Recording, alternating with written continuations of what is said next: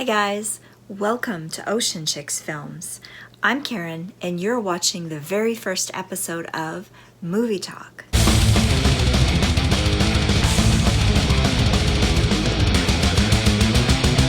Tonight we have indie cult movie maker Brett Kelly in the broadcast studio.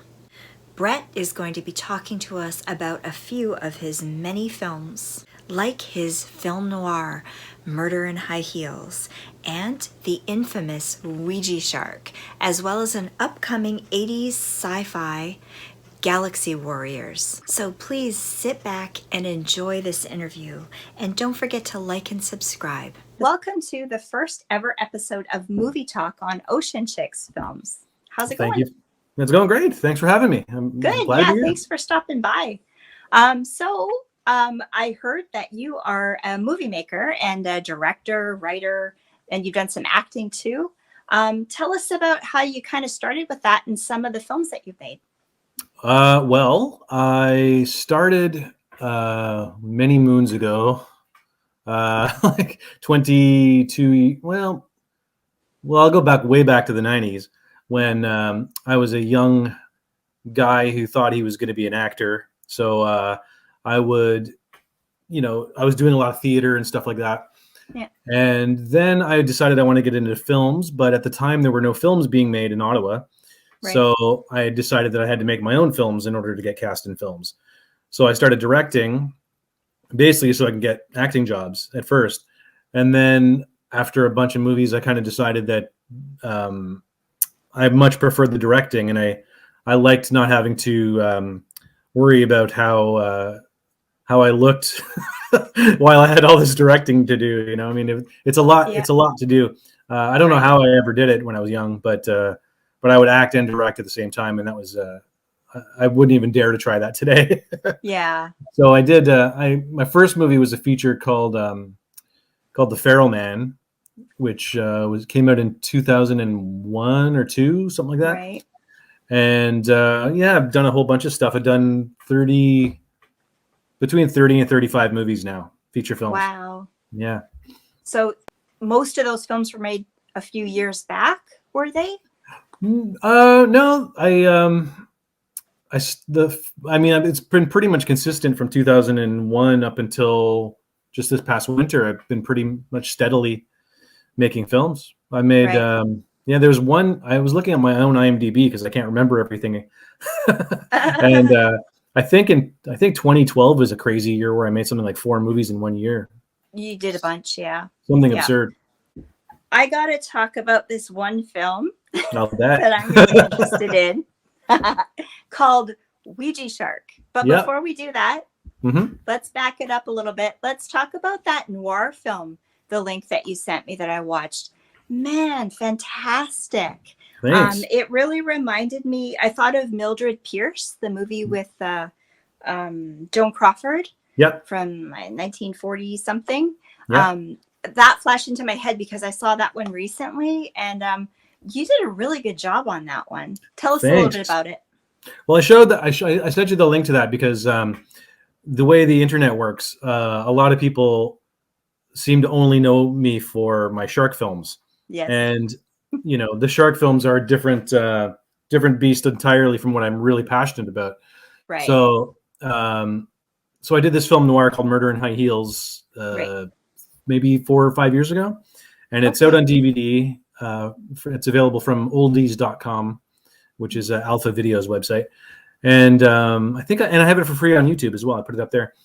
Right. And it's my love of 1940s film noir, which is I loved watching it on TV when I was a kid.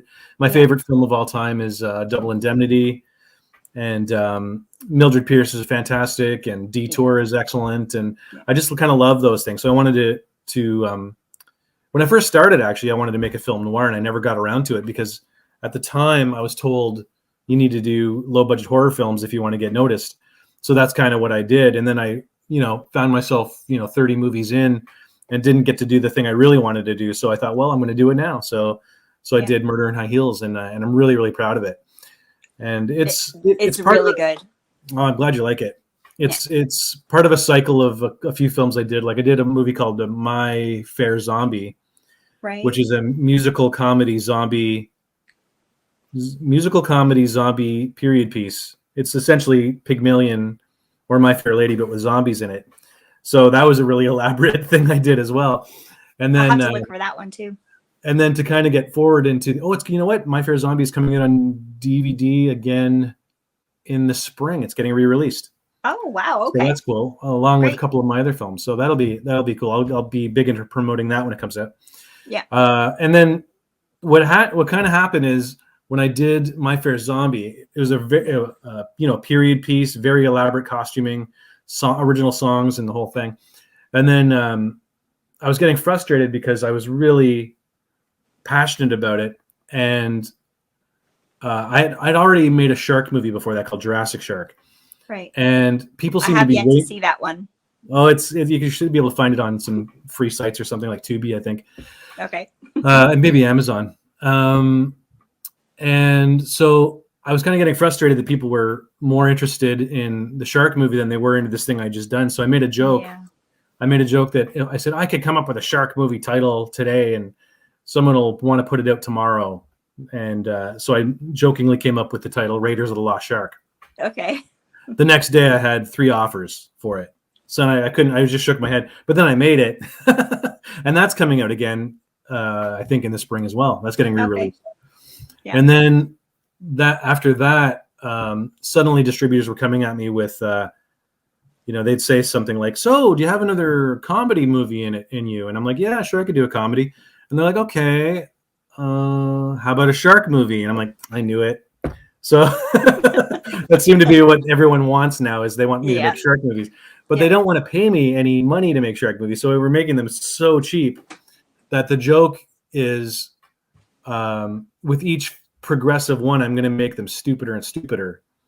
Well, maybe stupider is not the right word, but goofier with each passing one, so that they're going to be completely absurd. And one of my theories behind that was that people love laughing at the silly movie so much.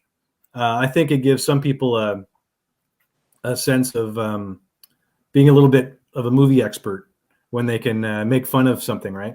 So I don't know if that's necessarily the accurate thing, but it crossed my mind. So I thought, well, I'm going to make these movies so stupid that they're going to feel like they'll the smartest people in the world for like being able to pick it apart. Yeah. So I made OUIJA Shark, absolutely the most loony, absurd, nonsensical, but fun kind of thing I could. And that was kind of the plan. And for no money, like practically nothing. My daughter and I absolutely so enjoyed it. We watched it 3 times. We had such a good time with it. Oh, good. And I do want to ask you about the budget for that one, because everyone's been asking me. Yeah. Did really like $300 to make it? Kinda. I made that joke. You know what's funny is I made that joke at a screening in Toronto. Right. And it's not wrong, but it's amazing how quickly that joke took off. Whereas some of the other things I said, no one's even noticed. Like I did entire videos talking about the movie that have been barely watched, but then people perpetuate all these things that they've made up, or like myths about the movie. Right. But the one thing that's taken off that I actually said was the $300 budget. And I thought, well, how come everyone is gleaning that little bit of information, but not the other stuff? So it actually, the shark was a $200 and something puppet made from latex and, some really good high quality materials. But that was actually made for Raiders of the Lost Shark. Oh, I just didn't use it. I just didn't use it for that movie. So it was sitting in my storage room. So I used it for OUIJA Shark. So technically, I didn't even spend that on the movie. So I probably bought some food for the actors. Yeah. And so I really didn't spend anything on it, to tell you the truth. I mean, it was, I ended up getting paid for it like a little bit initially, but then that's another story. But essentially it was no real budget to speak of. Right. Yeah. Just a lot of the actors are the same from Murder in High Heels, I recognized from Ouija Sharks. Are Mhm. they you just developed a relationship with them, or are these friends? I think I had just finished um, Murder in High Heels shortly before that, so they were all fresh in my memory. Right.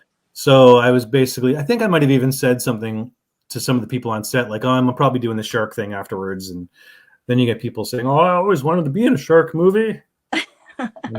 Yeah, and then they're in one, and then like, Cool. Very cool.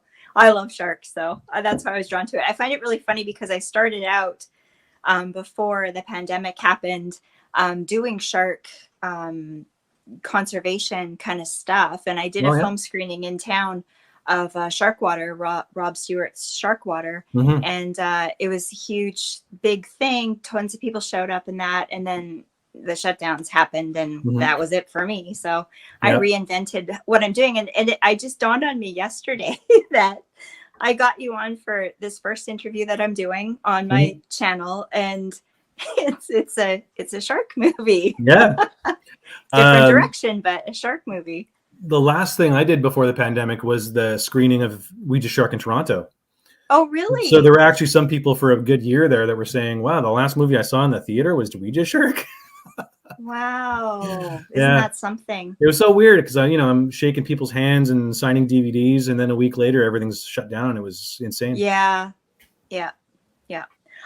Okay, so also I wanted to talk about you showed me the clip of the trailer for Galaxy Warriors, that 80s Yes, sci-fi film that you're working on. You haven't That's not out yet, is it? that's not out yet. I Oh, finished filming it. It took a long time because we filmed during the pandemic, right. and it's edited and the sound is being worked on right now. And it's another one of my passion projects where it's when I was a kid, I loved I loved not only Star Wars like everybody did, but I loved the Star Wars knockoffs. Right. Anything that was set in outer space.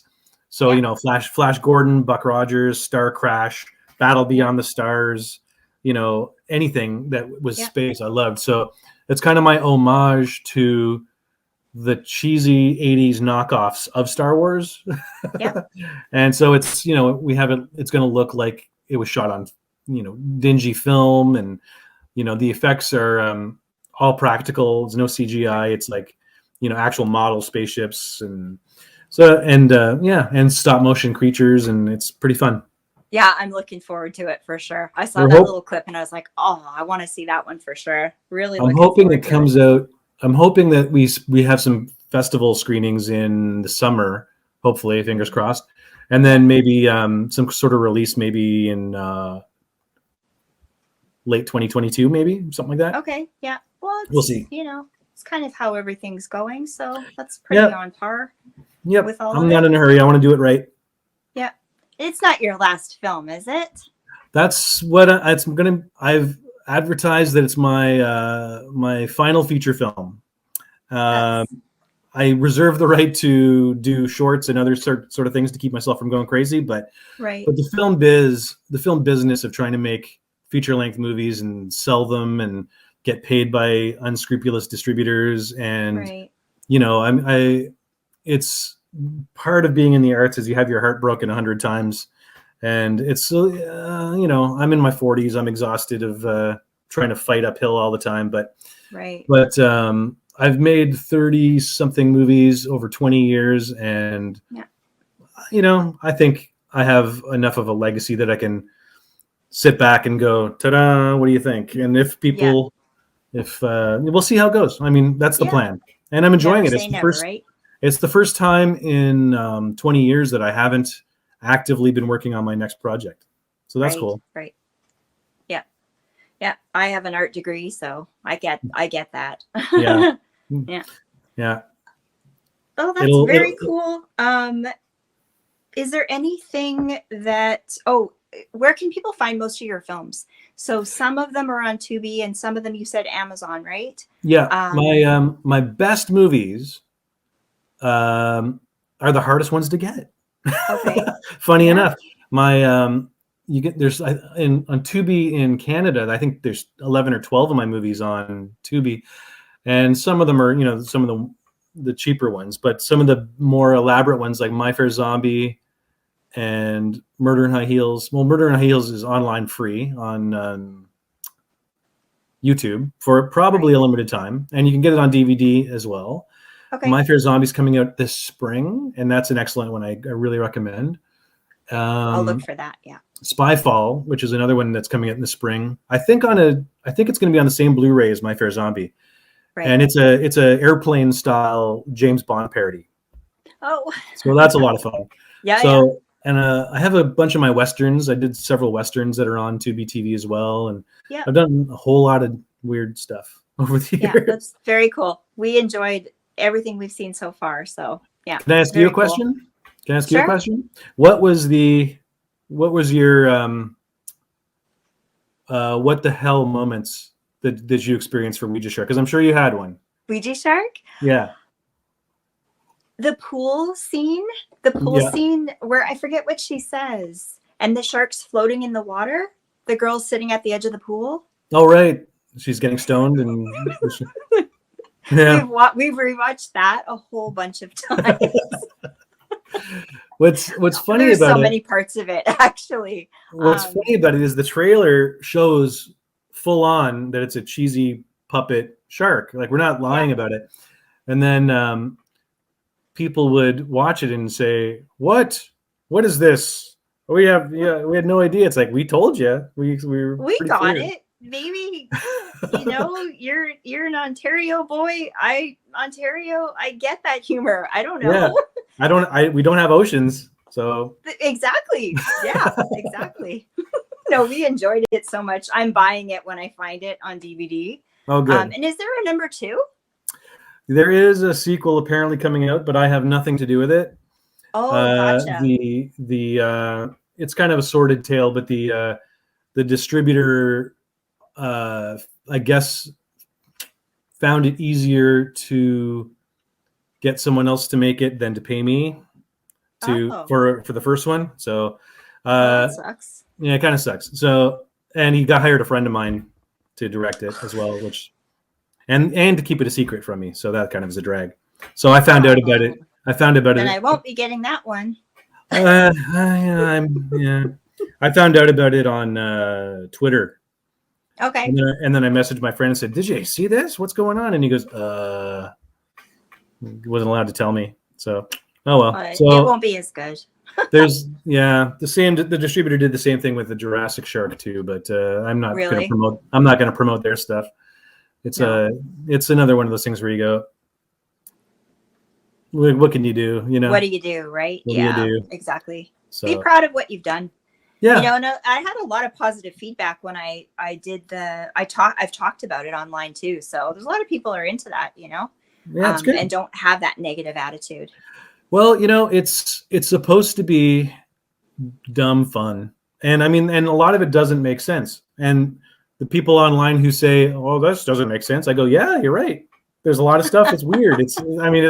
I'm a fairly intelligent person. I know that some of it's nonsense, Yeah. And some of it is easily explained as well. Like, I did this 2-video series of explaining things that people have asked me about the movie. And, there's some of the things are,